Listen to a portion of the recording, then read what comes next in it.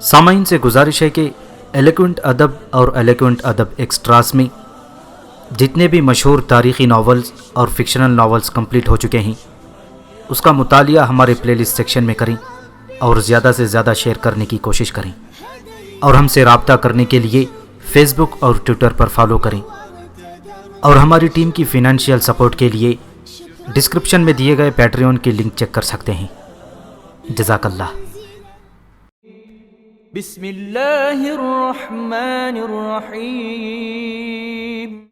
سلطنت مغلیہ کے بانی ظہیر الدین بابر کی بر صغیر میں آمد سے پہلے یہاں پر سلاطین غزنہ، سلاطین غوریہ، خاندان غلامہ، خلجی خاندان، تغلق خاندان، سید خاندان اور لودھی خاندان کی حکمرانی تھی۔ یہ تمام خاندان مسلمان تھے اور ان میں سلطان محمود غزنوی، سلطان شہاب الدین غوری، سلطان التمش، رضیہ سلطان، سلطان بلبس، سلطان جلال الدین خلجی، سلطان محمد تغلق، سید مبارک شاہ، سکندر لودھی جیسے جلیل القدر سلطان اور حکمران پیدا ہوئے، مگر ان کی حکومتوں کو اسلامی سلطنت نہیں کہا جا سکتا بلکہ وہ سب مسلمان حکومتیں تھیں۔ اس کی وجہ یہ ہے کہ اسلامی حکومت اور مسلمانوں کی حکومت میں نمایاں فرق ہے، کیونکہ اسلام کے نزدیک محض قیام حکومت کوئی معیار نہیں۔ اگر اسلام کا مقصد صرف حکومت قائم کرنا ہوتا تو خلیفہ دوم حضرت عمر رضی اللہ تعالیٰ عنہ کے دور خلافت میں مسلمانوں کے قدم بر صغیر کی خاک کو چھو چکے تھے اور انہیں آگے بڑھنے سے روکنے والا کوئی نہ تھا، مگر خلیفہ دوم نے اس بات کی اجازت نہ دی کہ مسلمان بر صغیر پر قبضہ کریں یا قیصر و کسریٰ کی مملکتوں کو پامال کر ڈالیں۔ وہ جانتے تھے کہ ممالک عجم کی جگمگاتی تہذیبی اور اسلامی ثقافت کا میل جول اسلامی نظریات کو نقصان پہنچا سکتا ہے۔ بس اگر یہ کہا جائے کہ مندرجہ بالا مسلمان حکمرانوں نے مسلمان حکومتیں تو قائم کر لیں مگر وہ اسلامی سکونت قائم نہ کر سکے تو غلط نہ ہوگا۔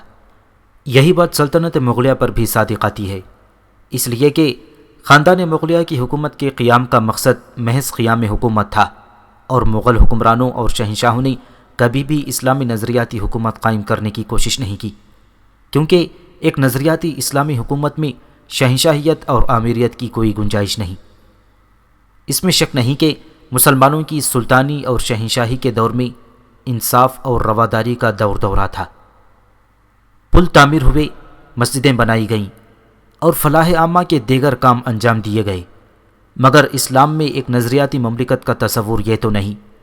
چنانچہ ہوا وہی جس کا اندیشہ خلیفہ دوم کو تھا۔ وقت کے ساتھ ساتھ عربی اور عجمی تہذیبیں خلط ملت ہوئیں، مسلمان حکمرانوں نے غیر مسلم عورتوں سے بیاہ رچائے، اور جب ان سے شاہی اولاد ہوئی تو خون کا رنگ بدلا، روح کی خوشبو میں فرق پڑا، دین مفلوج اور مسموم ہوئے۔ حکومت مسلمانوں کے ہاتھ میں رہی مگر روح اسلامی پرواز کر گئی۔ مغل شہنشاہوں کی شان و شوکت تو عیاں ہے مگر اسلام کی شان و شوکت میں اضافہ ہونا تو الگ رہا، وہ اپنی اصلیت بھی قائم نہ رکھ سکا۔ یہ ہماری بدقسمتی ہے کہ ہمارے تعلیمی اداروں میں آج بھی بر صغیر کی وہ تواریخ داخل تدریس ہیں جو انگریزوں نے ہندوؤں کے گٹھ جوڑ سے ترتیب دی ہیں۔ گزشتہ ایک صدی سے بر صغیر کی اسلامی تاریخ کو دانستہ طور پر جس انداز میں مسخ کرنے کی کوشش کی جا رہی ہے وہ علمی بددیانتی کی بدترین مثال ہے۔ اس سلسلے میں سر ہنری ایلیٹ نے 1857 عیسوی کی جنگ آزادی سے پہلے ہی مسلم تاریخ کے اہل ماخذوں یعنی عربی اور فارسی کو انگریزی میں منتقل کرنا شروع کر دیا تھا۔ اس ضمن میں اس نے شاہی کتب خانہ اور نواب ضیاء الدین کے کتب خانے سے خوب استفادہ کیا۔ یہ کام ایلیٹ کے بعد ڈاوسن نے جاری رکھا اور 1877 عیسوی میں اس کی تکمیل ہوئی۔ اس ضخیم کتاب کی ترتیب کے پیچھے جو مقاصد کار فرما تھے وہ کسی سے چھپی ہوئی بات نہیں۔ ایلیٹ نے تو دیباچے میں صاف لکھ دیا ہے کہ اس کا مقصد یہ ہے کہ مسلم عہد کو اس طرح سیاہ رنگ میں پیش کیا جائے کہ اس پس منظر میں عوام پر برطانوی دور کی فیاضیاں اور برکتیں آشکار ہوں۔ چنانچہ اس نے قدیم روایتوں کے ان حصوں کو ملک کی ثقافت اور تہذیب و تمدن پر روشنی ڈالتے تھے جان بوجھ کر نکال دیا تھا اور جنگ و جدل کو اپنے مخصوص انداز میں ترجمہ کر دیا۔ اس کا نتیجہ یہ ہوا کہ بر صغیر کا مسلم عہد محض قتل و غارت کی خونی داستان بن کے رہ گیا۔ ایلیٹ نے اس دور کے ہندو مورخین پر بھی اپنی ناراضگی کا اظہار کیا ہے کہ انہوں نے بر صغیر میں مسلم عہد کی تعریف کیوں کی؟ اس نے انہیں اس بات پر اکسایا کہ وہ مسلم عہد کو گھناؤنا رنگ دینے میں انگریزوں کا ہاتھ بٹائیں۔ اس سے زیادہ بدقسمتی یہ ہے کہ تاریخ کے سلسلے میں بعد میں جو کام ہوا اور جو درسی کتب لکھی گئیں وہ تمام تر ایلیٹ اور ڈاسن کی ترتیب دی ہوئی کتاب پر مبنی تھی۔ ہمارے مورخین کی اس کوتاہی نے یہ اثر چھوڑا کہ اس طرح ترتیب دی گئی تاریخ جب بچوں کو پڑھائی گئیں تو وہ اپنی عظیم الشان روایات سے نفرت کرنے لگے۔ یہ غلط تاثرات ہماری تاریخ میں اس طرح سما گئے کہ تاریخ کو ان سے پاک کرنا نہایت مشکل ہو گیا۔ کون انکار کر سکتا ہے کہ مسلمانوں کی تاریخ اس قدر درخشاں ہے کہ اگر ہمارے نونہالوں کو صحیح تاریخ پڑھائی جائے تو ان میں فکر و عمل کی تحریک پیدا ہونا کچھ زیادہ مشکل نہیں، اور اس سے قوم کی قسمت بھی پلٹ سکتی ہے۔ اس کے برعکس تاریخ میں غفلت برتنا اور یہ کہہ کر کہ تاریخ مردہ لوگوں کی داستانیں ہیں، تاریخ سے منہ پھیر لینا یا غلط تاریخی واقعات پر خاموش یا مطمئن ہو کر بیٹھ جانا ہمارے قومی شعور اور خود اعتمادی کے لیے انتہائی مضر ہے۔ دور مغلیہ میں اورنگزیب عالمگیر کا دور اس سے پہلے کے شہنشاہوں کے مقابلے میں بلا شبہ اس اعتبار سے بہتر تھا کہ اس دور میں اسلامی خطوط اپنائے گئے، مگر بغاوتوں اور سازشوں نے انہیں مہلت نہ دی کہ باقاعدہ اسلام کا نظام حکومت قائم کیا جا سکتا۔ اورنگزیب کا اپنے بیٹوں کو یہ وصیت کرنا کہ میرے بعد قتل و غارت کرنے کے بجائے اتفاق سے رہنا ظاہر کرتا ہے کہ اورنگزیب عالمگیر جیسے متقی انسان نے بھی اپنی اولاد کو یہ نصیحت اس وجہ سے کی کہ اس کا خاندانی تخت و تاج تیموری محفوظ رہے۔ بہرحال اورنگزیب عالمگیر ایک مدبر، اعلیٰ دماغ جنرل، با انصاف اور روادار حکمران ہونے کے باوجود ایک مطلق العنان شہنشاہ اور ایک انسان بھی تھا، اور اس کا یہ ناول اس نقطہ نظر پر مبنی ہے۔ حقیقت یہ ہے کہ ہندو اور انگریز مورخین نے جو مسلمان قوم کے ہمیشہ مخالف رہے ہیں، اکبر کو اونچا ظاہر کرنے اور اس کے مقابلے میں اورنگزیب کو رسوا کرنے میں ہمیشہ دلچسپی لی ہے۔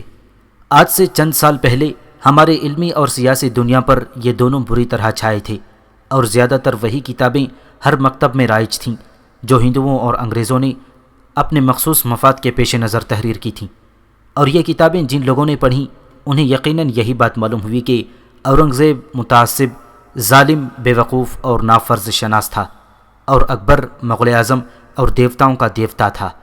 حالانکہ اکبر اور اورنگزیب میں قطعاً کوئی مقابلہ نہ تھا، دونوں دو مختلف مدرسوں سے تعلق رکھتے تھے۔ ایک اس جماعت کا فرد تھا جو اسلام کو وجہ نجات سمجھتی ہے، اور دوسرا اس گروہ کا علم بردار تھا جس کے پیش نظر اسلام کی تباہی اور اس کی ذلت و رسوائی تھی۔ اسلام کی ذلت و رسوائی کے محرک مغل کو تو ہمارے دشمن مورخین نے اوپر اٹھایا، اور اسے جس نے ملت کی صحیح خدمت کی نیچے گرا دیا۔ مجھے اعتراف ہے کہ اکبر کو خوش قسمتی سے بہت اونچا دور نصیب ہوا، اور اس کی جہالت سے سیاسی فائدہ اٹھانے والے چند بہت ذہین علماء و حکماء اس کے دربار میں آن جمع ہوئے تھے۔ مجھے یہ بھی اعتراف ہے کہ ان علماء میں شیخ مبارک، شیخ ابوالفضل اور شیخ فیضی یگانہ روزگار افراد تھے۔ یقیناً یہ تینوں اور باقی اکبری رتن آفتاب و مہتاب تھے۔ میں ان کے چہروں پر گستاخی کی لکیریں ڈالنے کو علم اور فن کی توہین سمجھتا ہوں۔ شیخ مبارک، شیخ ابوالفضل، فیضی اور کئی دوسرے لوگ یقیناً مسلمان ماں باپ کے ہاں پیدا ہوئے، مگر ان کی ہر علمی صلاحیت اور فنی قابلیت کے باوجود مسلمان قوم ملی نقطہ نگاہ سے ان کے وجود پر کبھی قیامت تک فخر نہیں کرے گی۔ یہ بحث ہمارے موضوع سے خارج ہے کہ یہ تینوں بزرگ کیسے تھے، آیا مسلمان تھے یا اسلام سے خارج تھے؟ یہ بحث علماء کی ہے اور یہ انہی کو زیب دیتا ہے۔ ہمارے کہنے کا مقصد صرف یہ تھا کہ اکبر نے ان لوگوں کے ساتھ مل کر اپنی جہالت اور کم علمی کے سبب جو راہ وضع کی، اس نے مسلمان قوم کو بے حد نقصان پہنچایا۔ اس سے مسلمان عوام کے ذہن اور عام مذہبی رجحان پر بہت برا اثر پڑا۔ ہر جابر بادشاہ کے دور میں مخلص اور نیکوکار لوگوں کے ساتھ ایسا ہوتا رہا ہے۔ اکبر بھی ایک جابر بادشاہ تھا، خود کو خدائی صفات سے متصف کرنے والا، اپنے سامنے انسانی سروں کو جھکانے اور کروڑوں انسانوں کو فریب دینے والا شخص جابر بادشاہ تو ہو سکتا ہے، مگر اسے منصف، عادل اور مسلمان بادشاہ نہیں کہا جا سکتا۔ اس کا نام یقیناً جلال الدین تھا، مگر اس نے نہ دین کو جمال عطا کیا اور نہ جلال بخشا۔ یہاں صرف اتنا سمجھ لیجئے کہ اورنگزیب ہندوستان کے مسلمان بادشاہوں میں وہ پہلا مسلمان بادشاہ تھا جس نے اپنی روزی آپ کمائی، جس نے ٹوپیاں بنائیں، قرآن اور دوسری مذہبی کتابوں کی کتابت کی اور اس طرح اپنے اخراجات کے لیے مزدوری کی۔ اپنی روٹی آپ کمانے اور اپنے نئے لباس مہیا کرنے کے لیے ٹوپیاں بننے کی داستان وضعی داستان نہیں ہے۔ ہر انگریز اور ہندو مورخ نے اسے اورنگزیب کی کہانی کہتے وقت دہرایا ہے۔ جادو ناتھ سرکار نے تو اس روایت کو کافی اہمیت دی ہے۔ اتنی بڑی سلطنت کا مالک اور اتنی بڑی قلمرو کا تاجدار ہوتے ہوئے اگر ایک شخص ٹوپیاں بنتا ہے، کتابیں کتابت کرتا ہے تاکہ اپنی روٹی آپ کمائے، تاکہ اپنے جسم کے لیے آپ لباس خریدے، ایسے شخص سے یہ توقع قطعاً نہیں کی جا سکتی کہ وہ کسی شخص کے ساتھ بھی زیادتی یا ظلم کرے گا۔ ظلم کی توقع اکبر سے کی جا سکتی تھی، جس نے اپنی ہر دل عزیزی کی خاطر بڑے بڑے دھوکے کیے، جس نے اپنی تعیش اور آرام کی خاطر کبھی کرشن کا روپ دھارا اور کبھی خدا کا لباس پہنا۔ مگر اس اورنگزیب سے یہ توقع کیسے ہو سکتی ہے جس نے اپنے آپ کو کبھی عزیز نہ جانا، جس نے ننگے فرش پر بچھونے کیے، جو چٹائیوں پر سویا، جو پیون لگے کپڑے پہنتا، جو کی روٹی کھاتا اور رات رات بھر مسلح کی پشت پر لدا رہتا، جس کے محل میں کوئی عیاشی کی چیز نہ تھی، جو گانا تک نہ سنتا، شراب نہ پیتا اور کوئی ایسی حرکت نہ کرتا جس سے اس کے نفس کو راحت پہنچے۔ اس نے یقیناً بوڑھے اور بیکار باپ سے تاج چھینا، اس نے یقیناً باپ کو نظر بند کیا، لیکن کب؟ صرف اس وقت جب باپ نے اس کے نیک ارادوں کی تکمیل میں رکاوٹیں پیدا کیں۔ اورنگزیب اول و آخر مسلمان تھا اور اسے وہ حدیث یاد تھی جسے مستند مورخین نے روایت کیا ہے۔ یہ حدیث حضرت ابوبکر صدیق رضی اللہ تعالیٰ عنہ اور ان کے بیٹے عبد الرحمن کے متعلق ہے۔ حضرت ابوبکر صدیق رضی اللہ تعالیٰ عنہ شروع دور میں جب مدینہ تشریف لائے تو عبد الرحمن مکے ہی میں رہ گئے تھے اور کفار کے لشکر کے ساتھ باپ اور باپ کے پیر و مرشد رسول اللہ صلی اللہ علیہ وسلم پر چڑھائی میں شریک ہوئے۔ لڑائی کے خاتمے کے بعد عبد الرحمن نے بڑے فخر کے ساتھ باپ سے کہا، واللہ این لڑائی میں آپ 2 بار میرے تیر کی زد پر آئے تھے، میں چاہتا تو میرا تیر آپ کی شاہی رگ پر چاٹ جاتا، مگر آپ میرے باپ تھے اور میرا دل آپ پر تیر نہ چلا سکا۔ باپ نے یہ بات سنی اور بیٹے کی آنکھوں میں آنکھیں ڈال کر جواب دیا، خدا جانتا ہے میرے بیٹے، اگر لڑائی میں تم میرے تیر کی عزت پر آئے ہوتے تو میں تمہیں کبھی نہ چھوڑتا، میرے ہاتھ تم پر یقیناً تیر چلاتے۔ حضرت ابوبکر صدیق رضی اللہ تعالیٰ عنہ نے یہ بات محض اس لیے کہی تھی کہ وہ سچے تھے۔ اگر عبد الرحمن ان کی تیر کی عزت پر یا ان کی تلوار کے سامنے آئے ہوتے تو وہ انہیں کبھی معاف نہ کرتے۔ وہ اس وقت یہ قطعاً فراموش کر دیتے کہ عبد الرحمن ان کے بیٹے تھے، اس لیے کہ ان کے نزدیک صرف مشن سب کچھ تھا۔ مشن کی ناکامی کو وہ کسی صورت میں برداشت نہ کر سکتے تھے۔ اورنگزیب کے سامنے یہی بڑا مشن تھا۔ اورنگزیب نے 8 سال کی عمر سے لے کر بادشاہت پانے کی عمر تک جو تعلیم پائی تھی اس سے اس نے یہی سیکھا تھا کہ اسلام کی محبت اول ہے، ملت کے مفاد کا تحفظ ہر چیز پر مقدم ہے۔ اس نے اپنے باپ کو نظر بند کیا، بھائیوں سے لڑا، ان کے گلے کاٹے، محض اس لیے کہ وہ ملت کو تباہ کر رہے تھے۔ اکبر سے لے کر شاہ جہاں تک جو حکومت ہو رہی تھی وہ ملت کے وفاد کے لیے انتہائی مضر تھی۔ درا شکوہ اور شجاع یقیناً اس سے بڑے بھائی تھے اور بادشاہوں کے دستور کے مطابق حکومت پانے کے پہلے حقدار وہ دونوں تھے۔ وہ دونوں سے چھوٹا تھا، مگر اسلام میں نہ بادشاہت وراثت میں بٹی ہے اور نہ اورنگزیب کے نزدیک یہ جائز دستور تھا۔ شاہ جہاں نے ایک ناجائز بات کی حمایت کی، اورنگزیب نے آخر وقت تک باپ کا احترام کیا تھا، لیکن جب باپ نے جہاں آرا بیگم کی مدد سے اس سے چھپ چھپ کر شکست دینی چاہی تو اورنگزیب کو باپ کی نظر بندی پر مجبور ہونا پڑا۔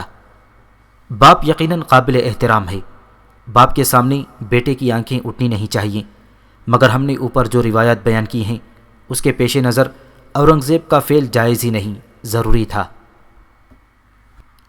اورنگزیب عالمگیر کے مقابلے میں ہر اسلام دشمن طاقت صف آرا تھی، اعلانیہ بھی اور خفیہ بھی۔ عالمگیر کے بجائے کوئی اور ہوتا تو وہ ہار مان لیتا، لیکن وہ عالمگیر تھا جو مسلسل 50 سال تک اسلام دشمن قوتوں کا پامردی کے ساتھ مقابلہ کرتا رہا اور بالآخر انہیں شکست دے کر اس نے دم لیا۔ سچ تو یہ ہے کہ وہ اسلام کے ترکش کا آخری تیر تھا۔ اسے اپنوں سے بھی مقابلہ کرنا پڑا اور غیروں سے بھی، دشمنوں سے بھی لڑنا پڑا اور دوستوں سے بھی، بھائیوں سے بھی اور باپ سے بھی، عزیزوں سے بھی اور ساتھیوں سے بھی۔ کوئی شخص بھی اتنی لڑائیاں اس استقلال اور پامردی کے ساتھ نہیں لڑ سکتا۔ وہ صرف عالمگیر تھا جس نے ایک بڑے بلند اور عظیم الشان مقصد کے حصول کے لیے یہ ساری لڑائیاں بے جگری اور بہادری کے ساتھ لڑیں۔ نہ اس کے قدم ڈگمگائے، نہ اس کے عزم و ثبات میں فرق آیا۔ اس کے مخلص ہونے کا یہ سب سے بڑا اور ناقابل تردید ثبوت ہے۔ ذی القعدہ 1027 ہجری کی 15ویں رات تھی جب جہانگیر بادشاہ کا شاہانہ کاروان بڑی آن بان کے ساتھ گجرات کے ایک مقام دوحت پر رکا ہوا تھا کہ شاہجہاں کی چہیتی اور لاڈلی بیگم ممتاز محل کے ہاں ایک اور بچہ پیدا ہوا۔ شاہجہاں اس وقت شہزادہ تھا اور عالی مقام جہانگیر کے ہم رکاب یہاں تک پہنچا تھا۔ کچھ عجب بات تھی کہ اجین سے چند دن کے فاصلے پر واقع مالوا اور احمد آباد کو دو صوبوں میں بانٹنے والی اس سرحد نے شاہجہاں کے ایک ایسے بچے کی پہلی آواز سنی جو آگے چل کر مغل حکومت کی ساری روایات اور ماضی و مستقبل میں ایک ناقابل عبور خط کھینچنے والا تھا۔ اس وقت کوئی نہیں جانتا تھا کہ شاہجہاں کے اس بیٹے کے دامن کو کیسی کیسی عظمتیں اور سربلندیاں بوسا دیں گی۔ اس وقت کوئی یہ پیشن گوئی نہ کر سکتا تھا کہ خودسر اور ایک طرح سے ضدی شہزادے کے اس بیٹے کے سبب ہندوستان کی اسلامی تاریخ ایک نیا رخ اختیار کرے گی۔ لیکن اسے اتفاق کہیے یا کسی الہامی اشارے سے تعبیر کیجیے کہ شہزادہ محرم نے ہزار ہزار مسرتوں کو اپنے چہرے پر پھیلائی اور 1000 اشرفی اپنی جھولی میں بھر کر جب جہانگیر بادشاہ کو یہ مسرت بھری خبر دی اور التجا کی کہ اس بچے کا نام تجویز فرمائیں تو جہانگیر نے اس کا نام اورنگزیب رکھا۔ دوحت اس وقت غالباً ایک غیر آباد سا مقام تھا۔ شاہی کاروان شہزادے کی ولادت کے باوجود کچھ زیادہ دیر یہاں نہیں رکا تھا۔ نام رکھنے کی رسم ادا کرتے ہی کارواں وہاں سے چل پڑا اور مالوا کے صدر مقام اجین پہنچ کر ٹھہرا۔ وہیں جشن ولادت منایا گیا۔ وہیں جہانگیر بادشاہ نے اپنے اس بلند اقبال نومولود پوتے کی ولادت کی خوشی میں اپنی فوج کے بڑے لوگوں اور خدام خاص کو ان کے شایان شان انعامات عطا کیے، غریبوں کو کھانے کھلائے گئے اور لباس تقسیم ہوئے۔ اورنگزیب جب پیدا ہوا تھا تو باپ بیٹے میں مکمل اتحاد تھا۔ وہ اختلاف پیدا نہ ہوا تھا جس نے چند سال بعد باپ بیٹے کی زندگی دو بھر کر دی تھی۔ یہ اختلاف تسکے جہانگیری کے مندرجات کے مطابق اس وقت پیدا ہوا جب اورنگزیب نے چوتھے سال میں قدم رکھا اور شاہجہان کو باپ کے خلاف سرکشی کرنے کی وجہ سے کبھی تلنگانہ، اڑیسہ، بنگال، جونپور اور دکن کے جنگلوں اور بیابانوں کی خاک چھاننی پڑی تھی۔ جب تک شاہجہان آوارہ خرامی اور پریشان حال میں مبتلا رہا، اورنگزیب کی تعلیم و تربیت کا کوئی خاطر خواہ انتظام نہ ہو سکا۔ جیسے کہ ہم نے پیچھے عرض کیا، 8 سال کی عمر تک اورنگزیب باپ کے ساتھ ساتھ کبھی یہاں کبھی وہاں پھرتا رہا۔ اس کے بچپن کو کسی قدر سکون اس وقت نصیب ہوا جب جہانگیر نے اسے یرغمال کے طور پر اپنے پاس لاہور بلوا لیا۔ اورنگزیب کی تعلیم پوری باقاعدگی کے ساتھ اس وقت شروع ہوئی جب شاہجہان تخت نشین ہوا اور اسے دوسرے بھائیوں کے ساتھ اپنے حضور بلوا لیا۔ اورنگزیب کو پڑھانے والے بزرگ علماء میں سعد اللہ خان، ملا صالح محمد ہاشم گیلانی، مولوی عبداللطیف سلطان پوری، ملا محی الدین سید محمد قنوجی، شیخ عبدالقوی کو بھی اورنگزیب کو پڑھانے کا فخر حاصل ہوا۔ میر محمد ہاشم صاحب اپنے وقت کے بہت بڑے عالم تھے۔ حرمین شریفین میں 12 سال قیام کر کے وہاں کے بڑے اساتذہ حدیث و تفسیر سے علم حاصل کیا تھا۔ طب میں بھی بڑی مہارت رکھتے تھے۔ جب ہندوستان تشریف لائے اور شاہجہان کی خدمت میں حاضری دی تو بادشاہ ان سے مل کر بہت خوش ہوا اور صدارت و طیابت کے عہدہ جلیلہ پر فائز کیا۔ پھر اورنگزیب کی تعلیم و تربیت کی ذمہ داری ان کے کندھوں پر ڈالی۔ اورنگزیب کی زندگی پر سب سے زیادہ اثر جس گراں قدر استاد نے ڈالا وہ یہی میر محمد ہاشم تھے۔ اورنگزیب میں جتنی مذہبیت اور جس درجے نیکی کی طرف رغبت تھی اس کا سرچشمہ انہی کی ذات والا صفات تھی۔ حدیث و تفسیر و فقہ اسلامی سے اورنگزیب کو جو شغف پیدا ہوا تھا اس کا ذریعہ بھی یہی میر ہاشم بنے تھے۔ تفسیر میں ان کی حیثیت بہت بلند تھی۔ تفسیر بیضادی پر انہوں نے ایک بہت عمدہ حاشیہ لکھا تھا۔ غالباً یہی ایک ایسے استاد تھے جو اورنگزیب کے ساتھ کافی دنوں تک وابستہ رہے۔ خط نسخ میں بھی اورنگزیب کو کمال درجہ حاصل تھا۔ خطاطی کا یہ فن اورنگزیب نے بچپن میں ہی سیکھا تھا۔ ایک قرآن بہت خوبصورتی سے لکھ کر اورنگزیب نے 7,000 روپے کی خرچ سے مزین کرنے کے بعد مدینہ منورہ بھیجا تھا۔ یہ کارنامہ تخت نشینی کے بعد کا ہے۔ بہرحال یہ امر ثابت کرتا ہے کہ اورنگزیب کے خط نسخ میں غایت درجے کی پختگی اور حسن تھا۔ اورنگزیب کے ہاتھ کے لکھے ہوئے قرآن پاک پاکستان کی ایک لائبریری میں محفوظ ہیں۔ اس سے یہ اندازہ ہوتا ہے کہ اورنگزیب عظیم النظیر خطاط تھا۔ گو یہ کہنا بہت مشکل ہے کہ اورنگزیب نے یہ پختگی کب حاصل کی تھی۔ آیا بچپن ہی میں اس کا خط پختگی پا چکا تھا یا بڑھاپے میں اس نے یہ کمال حاصل کیا تھا؟ اورنگزیب دوسرے شہزادوں کی طرح فنون سپاہ گیری میں بھی طاق تھا۔ اسے بچپن ہی میں ان تمام فنون کی خوب مشق کرائی گئی تھی۔ وہ جب ابھی 14 سال کا ہوا تھا تو اس کی اس مہارت کا ایک نرالا امتحان بھی ہوا۔ اس کے باپ کے فیل خانہ خاص کے 2 مستانہ ہاتھی دوشنبے کے دن کے روز جلوس مقدس تھا۔ شاہ جہاں کے جھروکے کے سامنے جمنا کے کنارے ایک دوسرے سے مستانہ وار لڑ رہے تھے۔ عبدالحمید نے ان دونوں مست ہاتھیوں کی لڑائی کی پوری کیفیت بیان کرتے ہوئے لکھا ہے کہ بادشاہ کے ساتھ تینوں شہزادے دارا، شجاع اور اورنگزیب بھی ان کی دلچسپ لڑائی کا تماشا کرنے یہاں تشریف لائے تھے۔ تینوں شہزادے گھوڑوں پر سوار تھے۔ دارا شکوہ سدھ کر دائیں بازو پر تھا اور شجاع بائیں طرف۔ اورنگزیب بھی اس سے قریب ہی کھڑا تھا۔ دونوں کتنی دیر تک 2 آتشیں پہاڑوں کی طرح ایک دوسرے سے ٹکراتے اور برق و رعد کے تماشے دکھاتے رہے۔ اورنگزیب کی عمر ابھی تھوڑی تھی، وہ سن بلوغ کو نہ پہنچا تھا، مگر اس کی ہمت و حوصلہ حیرت انگیز تھا۔ جب کسی نے اس نو عمر لڑکے کو کوہ پیکر فیل مست کے سامنے پوری جرأت و دلیری سے مد مقابل پایا، اس نے انگلی دانتوں میں داب لی۔ اورنگزیب ایک لہجے کے لیے بھی ہاتھی کے سامنے سے نہیں ہٹا۔ اس نے پوری دل جمعی کے ساتھ اس فیل کوہ پیکر پر پہلے نیزے سے یا برچھی سے حملہ کیا تھا اور ہاتھی کی پیشانی مجروح کر دی، مگر بہرحال وہ ہاتھی تھا اور اس قسم کے زخم سے اس کو کوئی زیادہ تکلیف نہ پہنچ سکتی تھی۔ البتہ اس حملے سے اس کی آتش انتقام خوب بھڑکی اور وہ بڑے غصے کے ساتھ اورنگزیب پر لپکا۔ ابھی وہ اورنگزیب تک پہنچ نہ پایا تھا کہ اورنگزیب بجلی کی سی تیزی کے ساتھ گھوڑے کی پشت پر سے زمین پر کودا اور تلوار بے نیام کر کے ہاتھی پر پے در پے کئی وار کیے۔ عین اس لمحے شہزادہ شاہ شجاع گھوڑے کو تیز تیز دوڑاتا، ہجوم کو چیرتا موقع پر آن پہنچا اور ہاتھی پر حملے شروع کر دیے۔ ہاتھی کی توجہ دوسری طرف پھیرنے کے لیے شاہی ملازمین آتش بازی چھوڑ رہے تھے۔ آتش بازی کے سبب گھوڑا چراغ پا ہوا اور شہزادہ شجاع زمین پر آ رہا۔ اسی وقت راجہ جے سنگھ نے ہاتھی تک رسائی پالی اور ہاتھی پر پے در پے تلوار کے کئی وار کیے۔ شاہی گزبردار بھی بادشاہ کے حکم سے موقع پر آ گئے تھے اور ہاتھی کو چاروں طرف سے گھیر لیا۔ کچھ لوگ اس کے حریف سورت سندر کو بھی گھیر لائے۔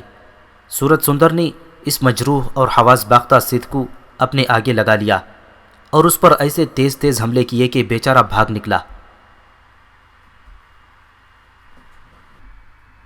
ایک دن شہنشاہ شہاب الدین محمد شاہ جہاں نے امراء اور وزراء کو مخاطب کیا، کیا کسی کو معلوم ہے کہ ہم نے آج کا دربار خاص کیوں بلوایا ہے؟ سب درباری خاموش رہے، کسی نے جواب نہیں دیا۔ شاہ جہاں نے ایک امیر کی طرف انگلی اٹھاتے ہوئے دریافت کیا، 5000 امیر، تم بتاؤ آج کا دربار کیوں بلوایا گیا ہے؟ امیر کو مجبوراً بولنا پڑا، ذل سبحانی، آپ کی عقل کی گہرائی تک یہ غلام کیسے پہنچ سکتا ہے؟ میں جواب دینے سے قاصر ہوں عالی جاہ۔ اب شہنشاہ نے قاضی القضات کی طرف دیکھا۔ محترم قاضی، آپ کو تو میرے دل کا حال ضرور معلوم ہوگا۔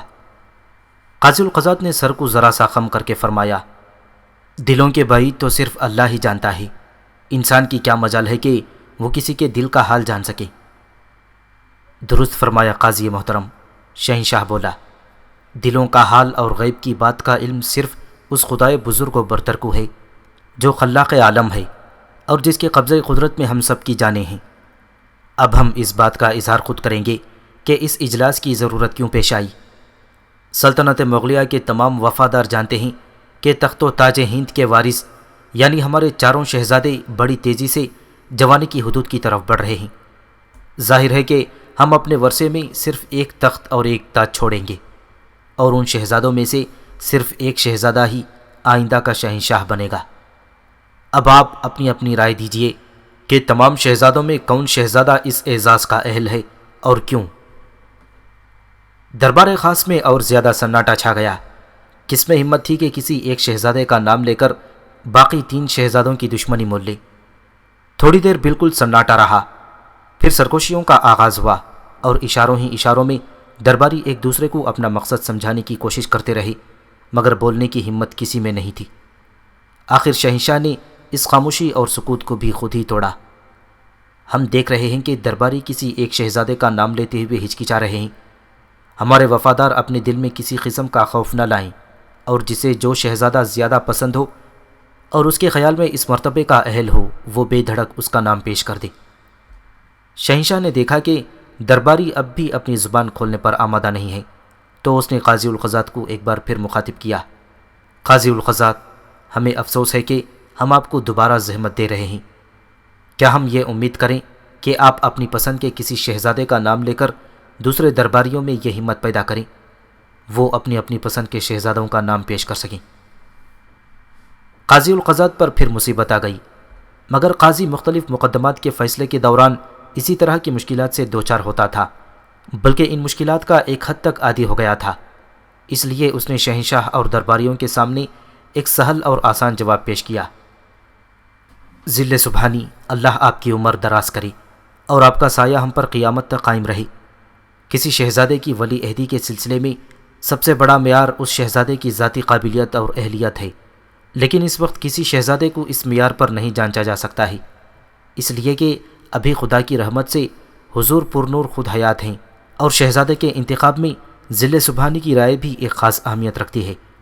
اس لیے میں عالی جاہ سے درخواست کرتا ہوں کہ وہ صرف یہ فرمائیں کہ انہیں کس شہزادے سے زیادہ محبت ہے۔ اگر حضور اعلیٰ اپنی محبت کا اظہار فرما دیں تو بندگان عالی کو فیصلہ کرنے میں زیادہ آسانی ہو جائے گی۔ قاضی القضات نے اپنی ذہانت سے خود پر آتی ہوئی بلا کو شہنشاہ پر ڈال دیا۔ درباری قاضی کی بات سن کر بہت خوش ہوئے، اور ایک امیر نے فوراً تائید کرتے ہوئے کہا، عالی جاہ، قاضی القضات نے ہم سب کے دل کی ترجمانی کی ہے۔ ذل سبحانی صرف یہ فرمائیں کہ وہ کس شہزادے سے زیادہ محبت کرتے ہیں، باقی فیصلہ ہم خود کریں گے۔ اب شہنشاہ مقمصے میں پھنس گیا۔ اس واقعے کا تعلق بر صغیر میں سلطنت مغلیہ کے عظیم شہنشاہ جلال الدین محمد اکبر کے پوتے اور نور الدین محمد جہانگیر کے بیٹے ابو المظفر شہاب الدین محمد شاہ جہاں بادشاہ کے دربار کا ہے۔ جن شہزادوں کی طرف اس واقعے میں اشارہ کیا گیا ہے وہ شاہ جہاں کے 4 بیٹے شہزادہ دارا، شہزادہ شجاع، شہزادہ اورنگزیب اور شہزادہ مراد ہیں۔ تاریخ سے دلچسپی رکھنے والے قارئین یہ بھی جانتے ہیں کہ شہنشاہ شاہ جہاں کو بیٹوں میں سب سے زیادہ محبت بڑے بیٹے دارا شکوہ سے تھی، اور اس محبت کی بنا پر شاہ جہاں چاہتا تھا کہ اس کے امیر و وزیر اس کی زندگی ہی میں دارا شکوہ کو ولی عہد سلطنت تسلیم کر لیں تاکہ بعد میں کوئی جھگڑا نہ ہو سکے۔ چنانچہ اس وقت وہ دربار خاص میں اپنے امیروں اور وزیروں سے اپنے اس خواہش کی تصدیق کرانا چاہتا تھا۔ درباریوں کو بھی معلوم تھا کہ شاہ جہاں بڑے شہزادے دارا شکوہ کو اپنا ولی عہد تصور کرنا چاہتا ہے، مگر درباری بادشاہ سے زیادہ چالاک تھے۔ وہ اپنے منہ سے دارا شکوہ کا نام لے کر دوسرے شہزادوں کی مخالفت مول لینا نہیں چاہتے تھے۔ زیادہ امکان یہی تھا کہ سب سے بڑا ہونے اور شہنشاہ کی محبت کے زور پر دارا شکوہ ہی مستقبل کا شہنشاہ ہند ہوگا، مگر یہ سب محض ایک امکان تھا، اس لیے کہ بادشاہی اور مطلق العنانی دراصل جنگل کی حکومت ہوتی ہے، اور اس میں جنگل ہی کا قانون چلتا ہے۔ ہمارے مذہب اسلام میں اگرچہ جمہوریت ہے اور حکومت الہیہ میں باہم مشاورت کا حکم دیا گیا ہے، مسلمانوں کے پہلے 4 خلفائے عظام اسی حکم کے تحت منتخب ہوئے تھے، مگر امیر شام حضرت امیر معاویہ رضی اللہ تعالیٰ عنہ کے وقت میں خلافت بادشاہی اور ملوکیت میں تبدیل ہو گئی، تو یہاں بھی وہی جنگل کا قانون چل نکلا، اور جو شہزادہ زیادہ طاقتور ہوتا وہ باپ کے مرنے پر تلوار کے زور پر تخت و تاج کا وارث بن جاتا تھا۔ اسی لیے اسلامی تاریخ میں پہلے 4 خلیفہ حضرت ابو بکر، حضرت عمر فاروق، حضرت عثمان غنی اور حضرت علی رضی اللہ تعالیٰ عنہ مجمعین کے دور خلافت راشدہ کے نام سے موسوم ہے۔ پھر ان کے بعد جتنے خلیفہ ہوئے وہ دراصل مسلمان بادشاہ، شہنشاہ اور سلطان تھے، مگر انہوں نے خود کو امیر المؤمنین اور خلیفۃ المسلمین کہلوانا شروع کر دیا۔ چنانچہ خلافت امیہ ہو کہ بغداد کی خلافت عباسیہ یا مصر کی فاطمی خلافت اور ترکوں کی عثمانی خلافت، حقیقت میں یہ سب مسلمان بادشاہیں تھیں جنہوں نے اپنی عظمت کے لیے خلافت کا سہارا لیا تھا۔ اس سلسلے میں ایک بات اور یاد رکھنے کی ہے، وہ یہ کہ اگرچہ یہ تمام بادشاہیں تھیں لیکن بنو امیہ، بنو عباس، بنو فاطمہ اور عثمانی بادشاہوں یا خلیفاؤں نے غیر مسلموں، خاص کر عیسائیوں اور بت پرستوں کے خلاف زبردست جہاد کیا اور نور اسلام کو ایک طرف تو چین کی سرحد تک پہنچایا اور دوسری طرف مسلمانوں نے افریقہ، ایشیا اور یورپ کے ایک بڑے حصے کو نور اسلام سے منور کیا۔ پس مسلمان بادشاہوں اور سلطانوں کی اسلام کے لیے کی گئی یہ خدمت کبھی نہیں بھلائی جا سکتی۔ خیر، یہ تو ایک جملہ معترضہ تھا۔ اب ہم پھر اپنی اصل داستان کی طرف آتے ہیں۔ ذکر تھا مغل شہنشاہ شاہ جہاں کا، جو اپنے امیروں کو اعتماد میں لے کر اپنے بڑے بیٹے دارا شکوہ کو اپنا ولی عہد مقرر کرنا چاہتا تھا، مگر اس کے امیر و وزیر اس معاملے میں اس سے بھی 10 قدم آگے تھی۔ چنانچہ ذہین اور عقلمند قاضی القضات نے شاہ جہاں کا سوال اسی پر الٹ دیا تھا۔ قاضی نے شاہ جہاں سے یہ سوال کیا تھا کہ وہ یہ فرمائیں کہ انہیں اپنے کس بیٹے سے زیادہ محبت ہے۔ شاہ جہاں اس سوال پر چکرا کر رہ گیا تھا۔ وہ درباریوں کی رائے کا سہارا لے کر دارا شکوہ کو ولی عہد نامزد کرنا چاہتا تھا، لیکن درباریوں نے اسے امتحان میں ڈال دیا۔ اب اگر وہ یہ کہتا کہ اسے دارا سے زیادہ محبت ہے تو درباری اسے دارا شکوہ کو ولی عہد نامزد کرنے کا مشورہ دیتے اور عوام میں یہ بات پھیل جاتی کہ شہنشاہ نے درباریوں پر زور دے کر دارا شکوہ کو ولی عہد مقرر کر دیا ہے، اور اگر وہ کسی اور شہزادے سے محبت کا اعلان کرتا ہے تو اس سے ایک تو دارا کی دل آزاری ہوگی، دوسرے یہ کہ اس کا مقصد فوت ہو جائے گا۔ تاریخ بتاتی ہے کہ شہنشاہ شاہ جہاں اپنی جوانی میں بڑی سوجھ بوجھ اور عقل و فراست کا مالک تھا۔ پس اس نے قاضی القضات کو جواب دیا، محترم قاضی القضات، اگر ہم یہ کہیں کہ ہم سب سے زیادہ محبت اپنے چھوٹے بیٹے شہزادہ مراد سے کرتے ہیں تو آپ کس شہزادے کو ولی عہد نامزد کرنے کا مشورہ دیں گے؟ قاضی القضات نے بغیر کسی انتظار کے جواب دیا، ذل سبحانی، اگر آپ کو شہزادہ مراد سے دوسرے شہزادوں کے مقابلے میں زیادہ محبت ہے تو میرا یہ جواب ہے کہ شہزادہ مراد ہی ولی عہد سلطنت ہونے کا اہل ہے، اس لیے کہ ہم شہنشاہ کی پسند کے خلاف سوچنے کا تصور بھی نہیں کر سکتے۔ ایک دوسرے امیر نے اس کی ہاں میں ہاں ملا دی، میں قاضی القضات کی رائے سے اتفاق کرتا ہوں، شہزادہ مراد ہی ولی عہد سلطنت ہونے کا اہل اور حقدار ہے۔ شہنشاہ شاہ جہاں پریشان ہو گیا، وہ چاہتا کیا تھا اور ہو کیا گیا تھا۔ آخر اس نے کچھ دیر غور کرنے کے بعد کہا، ہم اپنے وفاداروں کے شکر گزار ہیں کہ وہ ہماری محبت اور رائے کو اس قدر اہمیت دیتے ہیں، لیکن مسئلہ اس طرح حل نہیں ہو سکتا۔ ہم اس مسئلے کو ایک اور طرح سے حل کر دیں گے اور اس کا فیصلہ آج ہوگا۔ آج شام پھر دربار خاص منعقد ہوگا، لیکن اس کا اجلاس اس دربار میں نہیں ہوگا بلکہ اس کے برابر والے ہال میں ہوگا۔ آپ سب لوگ وہاں جمع ہوں گے۔ جو حکم علی جاہ کا نعرہ قاضی القضات نے بلند کیا اور سب نے اس کی تائید کی۔ پھر سب رخصتی سلام کر کے باہر جانے لگے تو شہنشاہ نے انہیں روکا۔ ایک بات کا خاص خیال رہے، شہنشاہ کی آواز سن کر سب کے قدم رک گئے اور انہوں نے پلٹ کر دیکھا۔ شاہ جہاں نے اپنی بات پوری کی۔ اس بات کا خیال رہے کہ اس وقت کے اجلاس اور اجلاس میں ہونے والی کارروائی کا ذکر کسی سے نہ کیا جائے، خاص کر شہزادوں کو یہ ہرگز نہ معلوم ہونے پائے کہ آج ولی عہد سلطنت کی نامزدگی کے بارے میں کوئی بات ہوئی تھی اور آج شام کو بھی یہی مسئلہ درپیش ہوگا۔ ہم اپنی زبانوں پر تالے لگا لیں گے علی جاہ۔ شام کو پھر دربار خاص لگا، مگر یہ دربار اس ہال میں نہیں لگا جہاں دربار خاص منعقد ہوتا تھا، بلکہ شاہ جہاں کے حکم کے مطابق دربار ہال کے برابر والے چھوٹے ہال میں لگایا گیا۔ صبح والے تمام عمرہ اور وزراء دوبارہ جمع ہوئی۔ شہنشاہ کے لیے اس چھوٹے ہال میں بھی عالی شان مسند لگی تھی۔ سب نے اپنی اپنی نشستیں سنبھالیں تو شہنشاہ شاہ جہاں نے فرمایا، ہم نے صبح کو کہا تھا کہ شہزادوں کے بارے میں ہم آج کسی نتیجے پر پہنچیں گے اور اسی لیے یہ دربار لگایا گیا ہے۔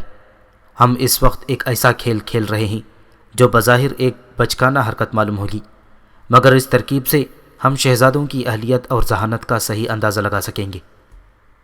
درباریوں میں سے کوئی بھی نہیں سمجھ سکا کہ شہنشاہ کون سا معمہ پیش کر رہے ہیں۔ یہاں بھی قاضی القضات نے بولنے میں پہل کی، علی جاہ، ہم نے پہلے ہی عرض کیا تھا کہ ہم آپ کی عقل کی گہرائیوں تک نہیں پہنچ سکتے۔ اب پھر عرض کرتے ہیں کہ آپ نے اس وقت جو کچھ فرمایا ہے وہ ہماری عقل و دانش سے بہت اونچا ہے۔ ہم بالکل نہیں سمجھ سکے کہ شہنشاہ کیا کرنا چاہتے ہیں اور کون سا کھیل ہمیں دکھانا چاہتے ہیں۔ شہنشاہ شاہ جہاں نے تھوڑی سی وضاحت کی، ہم اس وقت چاروں شہزادوں کو یہاں بلوائیں گے اور انہیں حکم دیں گے وہ سب دربار خاص میں جائیں اور اپنی پسند کی کسی نشست پر بیٹھ جائیں۔ شہزادوں کو معلوم ہے کہ دربار خاص میں ہمارا کون سا امیر یا وزیر کس نشست پر بیٹھتا ہے، پس ہر شہزادہ اپنی سمجھ بوجھ اور دانش اور ذہانت کے مطابق کوئی نہ کوئی نشست سنبھال لے گا۔ اب یہ ہمارا اور آپ کا کام ہے کہ ہم اندازہ لگائیں کہ ہمارا کون شہزادہ کس ذہن کا مالک ہے۔ اس بچکانہ کھیل کا یہ مطلب ہرگز نہیں کہ آپ ولی عہدی کے لیے کوئی فوری فیصلہ کریں، بلکہ یہ بات اپنے ذہن میں رکھیں، اور جب ہم کسی وقت ولی عہدی کا فیصلہ کریں تو اس وقت اس کھیل کے میزان پر تولیں۔ شہنشاہ کی اس وضاحت سے درباریوں کی سمجھ میں آ گیا کہ شہنشاہ دراصل اپنے شہزادوں کی ذہانت کا امتحان لینا چاہتا ہے تاکہ اسے فیصلہ کرنے میں کسی قسم کی پریشانی نہ ہو۔ اس وضاحت کے بعد شہنشاہ نے چاروں شہزادوں کو اپنے حضور طلب کیا۔ شہزادے شہنشاہ کی اس اچانک طلبی سے کچھ پریشان سے ہو گئے۔ ان کی سمجھ میں یہ نہیں آ رہا تھا کہ شہنشاہ نے آج تک تمام شہزادوں کو ایک ساتھ پہلے کبھی نہیں طلب کیا تھا۔ شہزادے آئے مگر سہمے سہمے ڈرے ڈرے۔ وہ شہنشاہ کو سلام کر کے چپ چاپ نظریں نیچی کر کے کھڑے ہو گئے۔ شہنشاہ نے مسکراتے ہوئے کہا، ہمیں اپنے شہزادوں کے چہرے پر پریشانی کی لکیریں نظر آ رہی ہیں، فکر کی کوئی بات نہیں ہے۔ دراصل ہمارے درباری آج تمام شہزادوں کو ایک ساتھ دیکھنا چاہتے تھے، اسی لیے انہیں طلب کیا گیا ہے۔ شہزادوں کو اطمینان ہوا تو انہوں نے نظریں اٹھا کر شہنشاہ باپ اور درباریوں کو دیکھا۔ اس وقت شہنشاہ نے ان کے لیے دوسرا حکم صادر کیا۔ شہزادوں کو معلوم ہونا چاہیے کہ ہم دربار خاص کے بجائے اس وقت اس چھوٹے ہال میں اجلاس کر رہے ہیں۔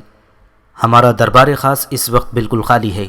شہزادوں کو حکم دیا جاتا ہے کہ وہ خاص دربار ہال میں جائیں اور وہاں کسی ایک نشست پر جس پر وہ چاہیں بیٹھ جائیں۔ سب شہزادوں نے کمال حیرانی سے شہزادہ باپ کا چہرہ دیکھا۔ شہنشاہ نے فرمایا، تم حیران کیوں ہو رہے ہو؟ ہم نے جو حکم دیا ہے اسے بجا لاؤ۔ شہنشاہ کے اس حکم پر محی الدین اورنگزیب نے سوال کیا، شہنشاہ بابا، ہم دربار خاص میں جس نشست پر بیٹھیں گے، پھر وہ شخص جب دربار میں آئے گا تو وہ کہاں بیٹھے گا؟ کیا وہ ہمیں اٹھا دے گا؟ ہرگز نہیں، شہنشاہ نے فرمایا، تم جس نشست پر بیٹھ جاؤ گے تمہیں وہاں سے کوئی نہیں اٹھائے گا، یہ ہمارا حکم ہے۔ کسی دوسرے شہزادے نے کوئی سوال نہیں کیا۔ شہنشاہ نے حکم دیا، اب تم چاروں دربار خاص میں جاؤ اور جس کا جہاں جی چاہے وہاں بیٹھ جائے۔ سب شہزادے سر جھکائے برابر والے دربار خاص میں داخل ہوئے۔ انہوں نے دربار کی نشستوں پر نظر دوڑائی۔ سامنے کی طرف ایک قدرے بلند جگہ پر شاہجہاں کا نیا نیا بنوایا ہوا تخت طاؤس پورے آب و تاب کے ساتھ جگمگا رہا تھا۔ تخت کے دائیں ہاتھ پر وزیر اعظم سلطنت مغلیہ کی خوبصورت نشست تھی، اور بائیں طرف ویسی ہی ایک سپہ سالار افواج شاہی کی نشست تھی۔ ایک تیسری نشست اس کے ساتھ لگی تھی جس پر دوسرے ممالک سے آئے ہوئے سفیر یا ہندوستان کے والیان ریاست بیٹھتے تھے۔ اورنگزیب اور مراد ابھی نشستیں دیکھ رہے تھے کہ دارا شکوہ نے آگے بڑھ کر وزیر اعظم کی نشست پر قبضہ کر لیا اور شجاع سپہ سالار کی نشست پر بیٹھ گیا۔ مراد کو مہمان والیان ریاست کی نشست پسند آ گئی اور اس نے اس طرف قدم بڑھا دیے۔ اب شہزادہ محی الدین اورنگزیب باقی رہ گیا تھا جسے اپنے لیے نشست کا انتخاب کرنا تھا، مگر وہ نہایت اطمینان سے کھڑا دربار ہال اور نشستوں پر طائرانہ نظریں ڈال رہا تھا۔ اس کے سکون سے تو یہ ظاہر ہو رہا تھا جیسے اسے کسی نشست پر بیٹھنا ہی نہیں ہے۔ اورنگزیب کے تینوں بھائی جو اپنی اپنی پسندیدہ نشستوں پر بیٹھ چکے تھے، وہ بڑی دلچسپی اور تجسس بھری نظروں سے اورنگزیب کو دیکھ رہے تھے۔ ممکن ہے کہ وہ دل ہی دل میں اس بات پر خوش بھی ہو رہے ہوں کہ اورنگزیب نے نشست کے انتخاب میں تاخیر کر کے خود اپنا ہی نقصان کیا ہے اور اب اسے کسی کم درجے کے امیر کی نشست پر بیٹھنا پڑے گا۔ پھر بیٹھے ہوئے شہزادوں نے دیکھا کہ اورنگزیب کے پیروں میں حرکت ہوئی اور وہ نشستوں کے درمیانی راستے پر آہستہ آہستہ یوں آگے بڑھنے لگا جیسے چہل قدمی کر رہا ہو۔ سب بھائیوں کی نظریں اس پر جمی ہوئی تھیں۔ اس نے دائیں بائیں بیٹھے ہوئے بھائیوں پر کوئی توجہ نہ دی اور آگے ہی آگے بڑھتا رہا۔ پھر اس نے قدم روک کر پہلے اپنے بھائیوں پر نظریں ڈالیں، اس کے بعد سامنے کی طرف دیکھا۔ اس کے سامنے شہنشاہ شاہجہاں کا تخت طاؤس اپنی پوری رعنائیوں سے جگمگ جگمگ کر رہا تھا۔ اورنگزیب چند لمحوں تک تخت طاؤس کو گھورتا رہا۔ بھائیوں کی نظریں اب بھی اس پر جمی ہوئی تھیں اور ان کے تجسس میں کچھ زیادہ ہی اضافہ ہو گیا۔ اسی وقت اورنگزیب نے تخت طاؤس کی طرف قدم بڑھائے۔ وہ گنگا جمنی سیڑھیوں کے پاس پہنچا، سیڑھیاں چڑھی، پلٹ کر بھائیوں کو دیکھا، پھر بڑے اطمینان اور سکون کے ساتھ تخت طاؤس پر بالکل اس طرح بیٹھ گیا جیسے شہنشاہ شاہجہاں بیٹھتا تھا۔ دارا، شجاع اور مراد کے دل زور زور سے دھڑکنے لگے۔ انہیں اورنگزیب کی اس حرکت پر غصہ بھی آیا۔ دارا کو تو اتنا طیش آیا کہ وہ نشست سے کھڑا ہوا اور چیخ کر بولا، یہ کیا بدتمیزی ہے اورنگزیب؟ اورنگزیب نے اسے تیز نظروں سے گھورا اور جواب دیا، کیا ہوا؟ کیسی بدتمیزی؟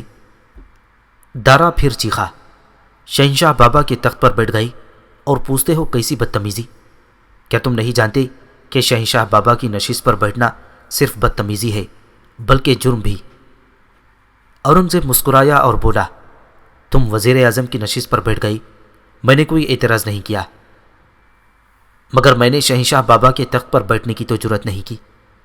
دارا شکوہ نے اسے کھا جانے والی نظروں سے دیکھتے ہوئے کہا۔ اورنگزیب کے لبوں پر اب تک مسکراہٹ کھیل رہی تھی۔ اس نے جواب دیا، اس میں بگڑنے یا تاؤ کھانے کی قطعی ضرورت نہیں۔ جس میں جتنی جرأت اور حوصلہ ہوتا ہے وہ اسی کے مطابق قدم اٹھاتا ہے۔ آپ کی نظر وزیر اعظم کی نشست تک پہنچی اور آپ اس پر قابض ہو گئے۔ میرے حوصلے نے تخت طاؤس پسند کیا اور میں یہاں آ بیٹھا۔ دارا شکوہ اور زیادہ جل بھن گیا۔ اس نے کہا، اچھا آنے دو شہنشاہ بابا کو، پھر تمہیں اپنے حوصلے کی سزا ملے گی۔ اسی وقت شہنشاہ شاہجہاں اپنے تمام بڑے بڑے امراء اور وزراء کے ساتھ دربار ہال میں داخل ہوا۔ اس کی پہلی نظر ہی تخت طاؤس پر پڑی جس پر شہزادہ اورنگزیب نہایت اطمینان اور کمال بے خوفی سے بیٹھا ہوا تھا۔ شہنشاہ کے قدم جیسے زمین نے پکڑ لیے۔ وہ حیران حیران نظروں سے اورنگزیب کو دیکھ رہا تھا۔ اس کے تصور میں بھی نہ تھا کہ کوئی شہزادہ تخت طاؤس میں بیٹھنے کی ہمت کرے گا۔ دارا شکوہ نے فوراً اعتراض کیا، دیکھا شہنشاہ بابا، اورنگزیب کتنا بدتمیز ہے، آپ کے تخت پر چڑھ کر بیٹھ گیا ہے۔ شہنشاہ کے کچھ کہنے سے پہلے ہی اورنگزیب بول پڑا، شہنشاہ بابا، آپ نے فرمایا تھا کہ دربار خاص میں جس کا جس نشست پر دل چاہے بیٹھ جائے۔ سب اپنی اپنی پسند کی نشستوں پر بیٹھ گئے۔ مجھے تخت طاؤس پسند آیا، بس میں یہاں بیٹھ گیا۔ دارا بھائی اعتراض کیوں کر رہے ہیں؟ شاہجہاں استجاب میں ڈوبا کھڑا تھا۔ اس کی سمجھ میں نہ آ رہا تھا کہ کیا کرے اور کیا کہے۔ آخر اس نے شہزادوں کا جھگڑا ختم کرنے کے لیے کہا، ٹھیک ہے دارا بیٹے، تم خاموش رہو۔ پھر شاہجہاں نے پلٹ کر اپنے درباریوں کو دیکھا۔ وہ سب بھی حیرت کے سمندر میں اب تک غوطے لگا رہے تھے۔ وہ کبھی تخت طاؤس پر براجمان اورنگزیب کو دیکھتے اور کبھی دوسرے شہزادوں پر نظریں ڈالتے۔ شاہجہاں کو اپنی طرف مخاطب دیکھ کر وہ سب باادب ہو گئے۔ شاہجہاں نے تھکی تھکی آواز میں کہا، شہزادوں کی نشستیں دیکھیں آپ نے؟ جی عالی جاہ، دیکھ لیں، قاضی القضات نے جواب میں عرض کیا۔ اس کے بعد شاہجہاں نے کسی اور سے سوال کیا اور نہ کسی امیر نے خود بولنے کی کوشش کی۔ وہ کچھ دیر خلاؤں میں گھورتا رہا، پھر حکم دیا، دربار برخاست کیا جاتا ہے۔ اتنا کہنے کے بعد شہنشاہ بغلی دروازے سے جو محل کے زنان خانے میں کھلتا تھا اندر چلا گیا۔ درباریوں نے بھی ایک ایک کر کے اپنے گھروں کی راہ لی۔ یا تو وہ سب کچھ جانتے ہوئے بھی خاموش خاموش واپس ہوئے تھے، یا پھر ان کی سمجھ میں یہ بات نہ آ سکی تھی کہ شہنشاہ پر اچانک خاموشی کا دورہ کیوں پڑ گیا ہے اور وہ بغیر کوئی فیصلہ کیے محل میں کیوں واپس ہو گیا ہے۔ شہنشاہ شاہجہاں نے چاروں شہزادوں کا امتحان لینے کا اس لیے فیصلہ کیا تھا تاکہ اسے یہ اندازہ ہو سکے کہ کس شہزادے میں کتنی ذہانت اور جرأت ہے۔